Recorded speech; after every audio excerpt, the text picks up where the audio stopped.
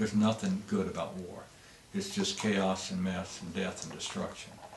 My job in flying was to patrol the Ho Chi Minh Trail, where they were bringing supplies from North Vietnam into South Vietnam.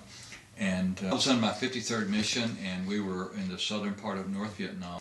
And he said, I've got a bunch of gunners up here, and they've been bothering us. I'd like you guys to put some bombs on these gunners up here. So we rolled our multi-million-dollar F-4 into an attack face-to-face with these gunners, diving down at 45 degrees at 450 miles and 500 miles an hour, 450 knots. And right after the bombs came off the airplane, the stick is frozen right aft, there's smoke in the cockpit, and it's obvious the plane is tumbling. I mean, this plane is not flying, it's just metal careening through the air. I didn't have enough altitude to slip my parachute to the river, so I planned and went ahead and did my parachute landing fall. That went well. Disconnected from my parachute, and there was an old bomb crater there from days past.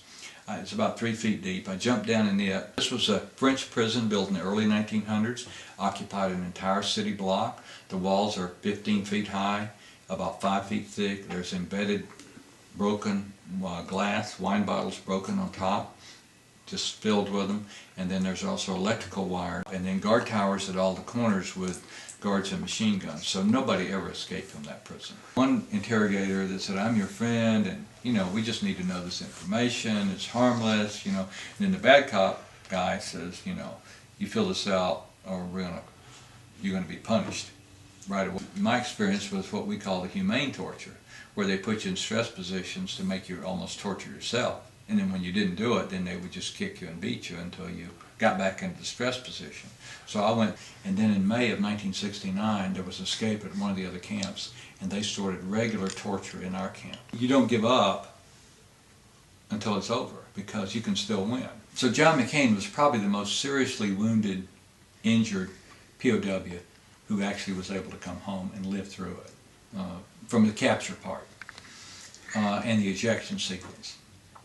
So he was in almost a full body cast there in the early days, but he was in the Hanoi Hilton, and I was too. But they called McCain in and said, you're going to be going home, we're releasing you. They were going to release 3 guys.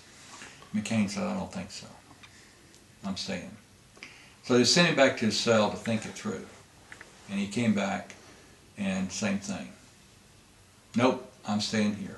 Now, he had talked it over with some guys next door, and they said, sick and wounded, and you're pretty badly wounded, and you ought to think seriously about going home. You could go home, and it's okay. Called 1969. And when that leadership changed, and the new leadership said, well, let's treat the POWs differently. I got to write a letter. 6 months later, I got my first letter. They stopped the torture so that we walked out of there 3 years later in good mental and physical condition that we came home.